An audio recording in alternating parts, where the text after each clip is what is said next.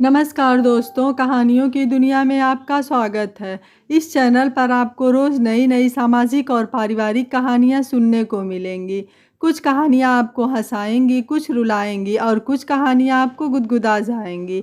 तो चलिए ऐसे ही एक आज भी पारिवारिक कहानी हम शुरू करते हैं। आज की कहानी है माँ, मैं तेरी बेटी हूँ ना, मुझे अपनी किडनी देकर मेरे बच्चों का जीवन बचा लो। अस्पताल के वेटिंग एरिया में मैं एक कुर्सी पर बैठी अपनी बारी के आने का इंतज़ार कर रही थी। फिनाइल और दवाइयों की मिली-जुली गंध पूरे वातावरण में फैली हुई थी। डॉक्टरों के कमरे के बाहर मरीजों की लंबी-लंबी लाइनें लगी हुई थी।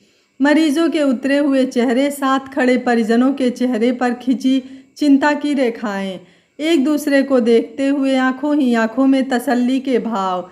उनके अनकहे शब्दों और चेहरे के भावों को मैं महसूस कर पा रही थी। हम भी उसी स्थिति से गुजर रहे थे, एक दूसरे की ओर देखते हुए नकली हंसी के साथ एक दूसरे का मनोबल बढ़ा रहे थे। नर्स, वार्ड बॉय मुस्तैदी से अपने अपने कामों को अंजाम दे रहे थे। जिसका नाम पुकारा जाता उसे डॉक्टर के कमरे के अंदर भेज देते। अरे अरे माताजी, अभी आपका नंबर नहीं आया है, अभी शांति से बैठी रहो, दरवाजे पर खड़े सिक्योरिटी गार्ड ने कहा। मन मसोस कर माताजी को वापस अपनी कुर्सी पर बैठना पड़ा।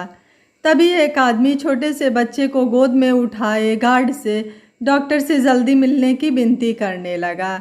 उसके बच्चे की तबीयत काफ़ी ख़राब थी। गार्ड ने भी झट से दरवाज़ा खोलकर उन्हें अंदर कमरे में भेज दिया। बाहर खड़े लोग दबी जुबान से बोलने लगे, यहाँ पर तो सभी बीमार हैं, नंबर से भेजो, हमें भी तो 2 घंटे हो गए हैं खड़े हुए। पर गार्ड को किसी की भी बातों में दिलचस्पी नहीं थी। इस तरह की बातें वह हर रोज़ सुनता होगा। कभी किसी कमरे में तो कभी किसी कमरे से मरीज अंदर बाहर आते जाते रहे। माथे पर आए पसीने की बूंदों को रुमाल से पोंछती रही। जगदीश मेरी घबराहट को महसूस कर रहा था। चिंता मत कर लक्ष्मी, सब ठीक हो जाएगा, कहकर बार बार मुझे हौसला रखने को कह रहा था। मैं इसकी तकलीफ़ को समझ रही थी, जितना बन पा रहा था उससे कर रहा था। मुझे हर दूसरे रोज़ डॉक्टर अस्पताल में कभी किसी तो कभी किसी टेस्ट के लिए बुला लेते थे। रिपोर्ट थी कि कागज़ों का बड़ा सा पुलिंदा बन गया था। बचपन में तो कभी खांसी जुकाम तक नहीं हुआ था, एकदम तंदुरुस्त रही थी। 2 बच्चे भी हो गए और कैसे हो गए पता ही नहीं चला। घर का भी सारा काम अकेले ही संभाल रखा था। पर अचानक उस दिन चक्कर खाकर बेहोश क्या हो गई, मेरी तो पूरी दुनिया ही बदल गई। जगदीश अभी ऑफिस से घर नहीं पहुंचा था। बाहर सब्जी वाले की आवाज़ सुनाई दी तो बाहर सब्जी लेने चली गई। सब्जी का थैला भी अभी रसोई घर में नहीं रख पाई थी कि चक्कर खाकर गिर गई। पता नहीं कितनी देर तक बेहोश पड़ी रही। दोनों बच्चों का रो रो कर बुरा हाल था। जगदीश अभी घर के दरवाजे तक पहुँचे ही थे कि बच्चों के रोने की आवाज़ें उनके कानों में पड़ गई। घर का दरवाज़ा स्पॉट खुला हुआ था। सामने मुझे ज़मीन पर बेसुध पड़े देखा। पूरे कमरे में सब्जियां बिखरी हुई थी। ये सब देखकर तो उसकी जान ही निकल गई थी। लक्ष्मी लक्ष्मी कहकर मुझे उठाने लगे। पानी के छींटे मुंह पर मारे तो मुझे होश आ गया, पर उसके होश उड़ गए थे। मुझे पलंग पर लेटाकर बच्चों को संभालने लगा। क्या हुआ लक्ष्मी, ऐसे कैसे बेहोश हो गई तू? उसके इस सवाल का मैं कोई जवाब नहीं दे पाई। बच्चों को पड़ोस के घर छोड़कर मुझे अस्पताल लेकर गया। वहाँ के डॉक्टर ने मेरा ब्लड प्रेशर चेक किया, जो बहुत ज़्यादा था। उस दिन दवाइयाँ देकर घर वापस भेज दिया। अगले दिन सुबह खाली पेट आने को कह दिया। बस वो दिन और आज का दिन, ना मेरे टेस्ट खत्म हुए और ना ही अस्पताल के चक्कर। मुझे तो बताते हुए भी जगदीश की जान निकल रही थी कि किस बीमारी ने मुझे घेर लिया है, पर कब तक छुपाता। उसे बताना तो पड़ता ही था। अपनी आंखों में आंसुओं को रोकने की पूरी कोशिश करता रहा, पर उस दिन उसके आंसुओं ने गंगा यमुना का रूप ले लिया था। उसके आंसुओं ने पूरी दुनिया को डुबो देने की ठान ली थी। पूरी दुनिया तो नहीं डूबी, पर मुझे मेरा घर संसार डूबता हुआ नज़र ज़रूर आया। लक्ष्मी, ये कैसे हो गया? मुझे कैसे पता ही नहीं चला? तू इतनी बड़ी बीमारी से जूझ रही है, कैसे तेरी तकलीफ़ को अनदेखा कर दिया? तेरे बिना कैसे रह पाऊँगा? बच्चों की देख रेख कैसे करूँगा? रोते हुए बेसुध होता जा रहा था। मैं नहीं देख सकती उसे हारा हुआ। अपने हाथों से उसके आंसुओं को पोंछा। क्यों दिल छोटा कर रहे हो आप? अब तो हर बीमारी का इलाज है, चिंता मत करो, कुछ नहीं होगा मुझे। आपको छोड़कर कहीं नहीं जा रही हूँ मैं। ये दिन भी बीत जाएंगे, भगवान बस हमारी परीक्षा ले रहे हैं। उसे तो समझा रही थी, पर अंदर से जानती थी सब कुछ इतना आसान नहीं था। पर उसे टूटते हुए भी नहीं देख सकती थी। लक्ष्मी, लक्ष्मी, अपना नाम सुनकर मेरा ध्यान भंग हो गया। डॉक्टर के कमरे के बाहर खड़ा गार्ड मेरा नाम पुकार रहा था। मैं और जगदीश दोनों डॉक्टर के कमरे में अंदर चले गए। उसने मेज पर सारी रिपोर्ट रख दी। एक एक करके डॉक्टर सारी रिपोर्ट देखने लगे। अपने पास बैठे छोटे डॉक्टर को भी मेरी रिपोर्ट दिखाते हुए आपस में अंग्रेजी में बातचीत करते रहे। ज़्यादा तो नहीं समझ पा रही थी, पर उनकी बातों से जगदीश के चेहरे पर एक रंग आ रहा था और एक रंग जा रहा था। रिपोर्ट देखने के बाद डॉक्टरों ने जगदीश को साफ शब्दों में कह दिया, या तो डायलिसिस करवाते रहें या फिर किडनी बदलने का सोचे, और हाँ, उसके लिए एक डोनर का इंतज़ाम करना होगा। सिर्फ घर परिवार के लोगों से ही किडनी ले सकते हैं, किसी अनजान व्यक्ति से किडनी नहीं ले सकते। डॉक्टरों की बातें सुनकर जगदीश को समझ में आ रहा था कि ये सब इतना आसान नहीं होने वाला है। हर दूसरे रोज़ डायलिसिस के लिए शहर आना आसान नहीं था। उसने डॉक्टर से किडनी बदलने के बारे में सही जानकारी ली और हामी भर दी कि सबसे पहले वो अपना ही टेस्ट करवाएंगे, और उन्होंने उसे अगले ही दिन सुबह खाली पेट आने को कह दिया। सब कुछ इतना आसान नहीं था, पैसों का इंतज़ाम भी करना था, और ये सब कैसे होगा? उसने सोच लिया था अपने हिस्से की ज़मीन बेच देगा और ज़रूरत पड़ने पर किसी से उधार ले लेगा। यही सब बातें सोचते सोचते हम दोनों घर वापस पहुंच गए। घर पहुंचकर सबसे पहले उसने अपनी माँ को फ़ोन करके मेरी बीमारी के बारे में बताया और जल्द से जल्द यहाँ हमारे घर पहुँचने के लिए कहा। माँ ने भी थोड़ी देर नहीं की, सुबह की पहली बस पकड़कर दोपहर तक हमारे पास पहुँच गई। माँ के ही कहने पर जगदीश ने मेरे मायके वालों को फ़ोन करके उन्हें मेरी बीमारी के बारे में सब बता दिया। अगले दिन सुबह जगदीश अस्पताल अपना टेस्ट करवाने चले गए। रिपोर्ट आने में 1-2 दिन लगने थे। घर पर माँ के आने के बाद हम लोगों का मनोबल बढ़ गया था। ये 2 दिन उसकी ज़िंदगी के सबसे भारी दिन थे। उसे कहीं भी चैन नहीं पड़ रहा था। माँ और मैं भी उसकी हालत देखकर परेशान हो रहे थे। मुझसे तो ज़्यादा कुछ नहीं कहता था, पर अकेले में माँ के गले लगकर रोते हुए मैंने उसे कई बार देखा था। देखकर भी सब अनदेखा कर रही थी। मैं नहीं चाहती थी कि उसे पता चले कि मैं अंदर ही अंदर सब जानती हूँ, पर उसे टूटता हुआ नहीं देख सकती थी। औरतों ने तो बहुत त्याग किए हैं अपने घर परिवार के लिए, पर जो वो मेरे लिए कर रहा है, क्या चुका पाऊँगी उसका ये ऋण? शायद नहीं। 2 दिन बीत गए। अस्पताल में जाकर डॉक्टरों से मिल आया। उसके जीवन में उम्मीद की जो किरण जागी थी बुझ गई। आज भी मैं उस दिन को नहीं भूल सकती। जेठ की गर्मी भरी दोपहर पसीने से लथपथ जगदीश वापस घर लौटा। उसके हाथ में एक बड़ा सा लिफाफा था जिसमें मेरी और उसकी ढेर सारी रिपोर्टें थीं। मैं हाथ के पंखे से छोटे बेटे को पंखा कर रही थी। लाइट नहीं है? घर के अंदर घुसते ही उसने पूछा। नहीं, पूरे 2 घंटे हो गए। आप बैठो, मैं पानी लेकर आती हूँ। रसोई में जाकर फ्रिज से पानी की बोतल निकालकर गिलास में डालकर उसको पीने को दिया और हाथ से पंखा करने लग गई। अरे रहने दे, क्यों थक रही है? पहले ही जान नहीं है तेरे अंदर? माँ कहाँ है? अंदर आराम कर रही हैं। रहने दे, पंखा मत कर। कोई बात नहीं, आप भी तो देखो कैसे पसीने से तरबतर हो रहे हो। जरा सांस ले लो, फिर हाथ मुंह धोकर कपड़े बदल लो, तब तक मैं खाना लगाती हूँ। तूने क्या खाया है? खिचड़ी बनाई थी, वही खाई है। अच्छा किया। अच्छा ये तो बताओ, डॉक्टर ने क्या कहा है? अरे कुछ नहीं, सब ठीक है। तू जाकर खाना लगा दे, भूख लगी है मेरे को। मेरे सवालों से बचने के लिए उसने मुझे रसोई घर में भेज दिया। मैं भी रसोई घर में जाके उनके लिए गर्मा गर्म रोटी सेकने लगी। थाली में रोटी सब्जी दाल रख कर उन्हें खाने को दी। लक्ष्मी, बस और कुछ नहीं चाहिए, तू भी जाकर आराम कर ले। खाना खाकर जगदीश पलंग पर लेटकर आराम करने लगा, पर उसके दिल को भी चैन कहाँ पड़ रहा था। अब आगे क्या करूं और कैसे करूंगा? उसकी आंखों के सामने अंधेरा छा रहा था। डॉक्टरों ने उसे साफ कह दिया उसकी किडनी मेरी किडनी के साथ मैच नहीं करती। उसके जीवन में जो उम्मीद की किरण जागी थी बुझ गई। अब उसे यही चिंता सता रही थी, कौन देगा मुझे अपनी किडनी। न रातों को नींद थी न दिन में चैन, ऊपर से मेरी सेहत दिन प्रतिदिन गिरती जा रही थी। डॉक्टरों ने उसे साफ कह दिया था कि 1 महीने के अंदर मेरा ऑपरेशन हो जाना चाहिए, नहीं हुआ तो मेरी जान को खतरा हो सकता है। उसे अपना घर संसार उजड़ता हुआ लग रहा था। मेरा भरा पूरा परिवार था, मेरे 2 भाई और 2 बहनें और थीं। माँ बापू के साथ सभी मेरी बीमारी की बात सुनकर हमारे घर पहुँच गए।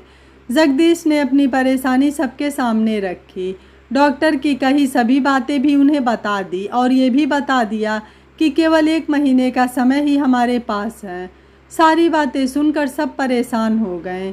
जगदीश और मुझे तरह तरह से तसल्ली देने लगे। जीजा जी आप घबराओ मत, दीदी ठीक हो जाएंगी, आप चिंता मत करो, भगवान बहुत दयालु हैं। हमारी दीदी ने आज तक किसी का बुरा नहीं किया तो उसके साथ भी बुरा नहीं होगा, मेरा बड़ा भाई बोला। हाँ हाँ बेटा तुम चिंता मत करो, पैसों का इंतज़ाम हम देख लेंगे, जितना बन पड़ेगा हम तुम्हारी मदद करेंगे। क्यों महेश, ठीक कह रहा हूँ ना मैं? मेरे पिता ने मेरे दूसरे भाई से पूछा। जी बाबूजी, वो धीरे से आंखें नीचे करके बोला। अरे आप लोग मेरी बात को समझ नहीं रहे हो। लक्ष्मी की दोनों किडनी खराब है, उसे सबसे पहले एक किडनी की ज़रूरत है। डॉक्टरों का कहना है लक्ष्मी के परिवार के लोगों में से किडनी मिलने की उम्मीद सबसे ज़्यादा है। जगदीश बोला। क्या? सबके मुंह से एक साथ निकला। पर यह कैसे हो सकता है? एक किडनी के साथ कोई कैसे ज़िंदा रह सकता है? मेरा बड़ा भाई बोला। भाई साहब डॉक्टरों का कहना है कि एक किडनी के साथ भी आप सभी काम आराम से कर सकते हैं, पर सबसे पहले आप लोगों को अपने टेस्ट करवाने होंगे कि किसकी किडनी लक्ष्मी के साथ मेल खाती है। मैं अपने टेस्ट करवा चुका हूँ, मेरी किडनी मैच नहीं करती। अब आप लोग बताएं सबसे पहले कौन अपने टेस्ट करवाने के लिए तैयार है? कहकर जगदीश सबकी तरफ देखने लगा। सबके मुंह पर एकाएक ताले लग गए, किसी ने भी हामी नहीं भरी। सभी अपनी आंखें नीचे करके बैठे रहे। आखिर मैं उठकर अपने बड़े भाई के पास गई। भैया तेरी छोटी बहन को तेरी ज़रूरत है, तू तो मुझसे ही सबसे ज़्यादा प्यार करता है ना। आज मेरी जान पर बन आई है, बचा ले मुझे। कहते कहते मेरी आवाज़ भारी हो गई और गला रूंध गया, आंखों से आंसू बहने लगे। बोल, कुछ तो बोल, आपकी लाडली बहन हूँ ना। राखी के रोज़ भी आप सबसे ज़्यादा उपहार मुझे ही देते थे। मैंने तो जगदीश से भी कह दिया था सबको बुलाने की कोई ज़रूरत नहीं है, सिर्फ बड़े भैया को ही बुला लो, वो मुझे निराश नहीं करेंगे। मुझे पता है आप मुझे तकलीफ़ में नहीं देख सकते। आपको याद है ना जब मुझे टाइफाइड हुआ था, कैसे आप दिन रात मेरे बिस्तर के पास से नहीं हटते थे। आपको ना खाने की होश थी ना पीने की। सारा दिन ठंडे पानी की पट्टियाँ आप मेरे माथे पर रखते रहते थे। आप भूले तो नहीं हो ना? आज फिर आपकी बहन को आपकी ज़रूरत है भैया, बचा ले अपनी बहन की ज़िंदगी। पर नहीं, शायद राखी के धागे की डोर कच्ची हो गई थी। वो चुपचाप बैठे रहे, कुछ नहीं बोले। हार कर मैं उठकर माँ के पास गई। माँ भैया को समझाओ ना, करवा लें अपने टेस्ट। पर नहीं, माँ भी मुँह भींच कर बैठी रही। अपने जवान बेटे की ज़िंदगी का मोल बेटी की ज़िंदगी के आगे ज़्यादा लग रहा था। मुझे साफ मना कर दिया। ना लक्ष्मी, ये तो नहीं होगा, जवान छोरे हैं, वो तो ना दे पाएंगे अपनी किडनी, तू कोई और इंतज़ाम कर ले बेटा। पर माँ, बाहर वालों से किडनी नहीं ले सकते, तू समझती क्यों नहीं है? अच्छा चल माँ, भाई नहीं, सुकेशा और सुनीता तो मेरी सगी बहनें हैं, उनके साथ भी मेरी किडनी मिल सकती है। पागल हो गई है क्या? छोरी कुछ भी बोलती जा रही है। शादी नहीं हुई है दोनों की अभी, एक किडनी के साथ कौन करेगा उनसे शादी? ना ना, ये तो नहीं हो पाएगा छोरी। एक बेटी को बचाने की खातिर दूसरे बेटी का जीवन दांव पर नहीं लगा सकती। अच्छा चल माँ, ना भाई ना बहनें, तू तो मेरी माँ है, तू तो दे सकती है मुझे अपनी किडनी। तेरे साथ तो मिल ही जाएगी, तू अपने टेस्ट करवा ले माँ, तेरे को तो कोई मुश्किल भी नहीं होगी। तेरी तो 2 बहुएं हैं, तेरा ध्यान रख लेंगी। मेरी जान बचा ले माँ, देख छोटे छोटे बच्चे हैं मेरे, मुझे कुछ हो गया तो कौन ध्यान रखेगा इनका। हाँ कह दे माँ, हाँ कह दे। देख बिटिया, जहाँ तक तेरे बच्चों की बात है तो तू चिंता मत कर, हम पाल लेंगे। अब मेरी उम्र देख, ये सब मुझसे नहीं होगा, ना दे पाऊँगी तुझे किडनी। जहाँ तक बहुओं का सवाल है, वो भी तभी तक ही मेरी सेवा कर रही हैं जब तक मेरे हाथ पैर चल रहे हैं। जिस दिन चारपाई पकड़ ली सब मुंह मोड़ लेंगी। दुनिया देख रखी है मैंने बेटा, ये सब मुझसे ना होगा। अपना बुढ़ापा नहीं खराब करना है मुझे। तू बच्चों की चिंता मत कर, भगवान है, जो उनके भाग्य में होगा मिल जाएगा उनको। हाँ, जहाँ तक पैसों की बात है, जितना बन पड़ेगा कर देंगे मदद, इससे ज़्यादा की तो सोच मत तू। मुझे अपने घर वालों से ऐसी उम्मीद नहीं थी। एक एक करके सब मेरे घर से निकल गए, किसी ने पलट कर भी नहीं देखा। उस दिन मेरा रिश्ता उनके साथ ख़त्म हो गया था। खून के रिश्तों का इस तरह टूटना मैं सह नहीं पा रही थी। उस समय मैं नहीं जानती थी कि मेरे जीवन में कुछ रिश्ते एक नया रूप लेने जा रहे हैं, जो मुझे एक नई सोच देंगे। आज अस्पताल में अपने ऑपरेशन के बाद लेटी हुई सोच रही थी कि वो वही भाई था जिसे मैंने तालाब में डूबने से बचाया था। गर्मी के दिन थे, तालाब के किनारे आम के पेड़ पर चढ़कर आम तोड़ रहा था। पेड़ पर चढ़ने के लिए कितना मना कर रही थी, पर वो ठहरा बड़ा भाई। मेरी बात कैसे उसकी समझ में आती। फिर वही हुआ जिसका डर था। आम तोड़ते हुए उसका पैर फिसला और वो सीधा गिरा तालाब में। उसे तैरना भी नहीं आता था, बस खुद को बचाने के लिए हाथ पैर मारने लगा। जितनी तेज़ी से हाथ पैर मारता उतनी तेज़ी से वो डूबता जा रहा था। इधर उधर देखा, एक भी आदमी दिखाई नहीं दिया जो हमारी मदद कर देता। गर्मियों की दोपहरी में कौन घर से बाहर पाँव निकालता है। लक्ष्मी बचा मुझे। उसकी आवाज़ें मेरी जान निकाल रही थी। भाई को बचाने के लिए क्या करूं समझ में नहीं आ रहा था। अपने दुपट्टे को पेड़ के तने से बांध कर कमर में लपेटा और कूद गई पानी में। हाथ पैर चलाते जैसे तैसे उसके पास पहुंची। उसकी कमीज को पकड़कर उसे किनारे पर ले आई। कितनी देर तक हम दोनों बेसुध पड़े रहे थे। डर के मारे ये बात आज तक हम दोनों ने घर में किसी को नहीं बताई। जानती थी अगर बापू को पता चल गया तो जगदीश का वो क्या हाल करेंगे, कैसे अपने भाई को मार खाते देख सकती थी। वो उस दिन की बात भूल गया, पर मुझे तो एक एक पल आज भी याद है। जब जब मेरी जान बचाने की बात आई तो बगले झांकने लगा। और महेश, तू कौन सा कम निकला। बहन जिए या मरे तेरे को कोई फ़र्क नहीं पड़ता। पूरा साहूकार बन गया है ना तू। तुझे नई साइकिल लेनी थी और बापू ने साफ मना कर दिया था कि कोई नई साइकिल नहीं मिलेगी। कितना रोया था तू, पूरा घर सिर पर उठा लिया था। तेरे से बस 2 साल ही तो बड़ी हूँ। झट से अपनी गुल्लक ले आई थी। राखी भाई दूज पर मिले सारे पैसे जोड़ कर रखे थे। उसको तोड़कर सारे पैसे तेरी साइकिल के लिए बापू को दे दिए थे। एक बार भी ना माथे पर सिकन नहीं आई। बस सोचा मेरा भाई खुश हो जाएगा। क्यों ऐसा होता है, जैसे जैसे हम बड़े होते हैं बचपन का प्यार कहीं ख़त्म होता जाता है। बहनों की बात तो सही है माँ, उनकी शादी नहीं हुई है, पर तूने मेरे साथ ऐसा क्यों किया। माँ, तेरी तो पेट जनी थी। जब तुझे मेरी ही चिंता नहीं है तो क्या देखभाल करेगी मेरे बच्चों की। अगर मुझे कुछ हो भी गया, अपने बच्चों को तेरे पास नहीं छोड़ूंगी। पाल लेगा जगदीश जैसे तैसे करके। मुझे अपने घर वालों के सामने गिड़गिड़ाते हुए देख सासू माँ से नहीं रहा गया। कुर्सी से उठकर रसोई में जाकर पानी का गिलास लेकर आई। सिर पर हाथ रखकर हिम्मत रखने को बोली, ले पहले पानी पी बेटा, चिंता मत कर, अभी तेरी सास जिंदा है। तू किसी भी बात की चिंता मत कर। मैं कल तेरे साथ अस्पताल जाऊंगी। शायद मेरी किडनी तेरे साथ मिल जाए। मेरी आंखों से बहते हुए आंसुओं को अपने साड़ी के पल्लू से पोंछती हुई बोली, शायद इसीलिए भगवान ने मुझे बेटी नहीं दी। वो बहू के रूप में बेटी देना चाहता था ताकि उसके दुख को माँ बन के दूर कर सकूं। तू चिंता मत कर, मुझे पूरा भरोसा है अपने भगवान पर। वो मेरी बेटी को निराश नहीं करेगा। मैं तुझे अपनी किडनी दूंगी। आज अस्पताल के 2 कमरों में हम दोनों माँ बेटी अपने आने वाले जीवन की नई शुरुआत करने वाली थी। कहा जाता है अगर सही नीयत से कोई काम किया जाता है तो भगवान भी आपको सफलता देते हैं। यही हुआ मेरे साथ। मेरे सासू माँ की किडनी मुझसे मैच हो गई, जिसकी बदौलत आज मैं अपने बच्चों के साथ सकुशल अपने परिवार में हूँ। ऐसे ममतामयी सास के लिए मैं भगवान से बार बार धन्यवाद करती हूँ। जहाँ अपने जन्मदाता ने साथ छोड़ दिया, वहीं मेरी सासू माँ ने मुझे दूसरी नई जिंदगी दी।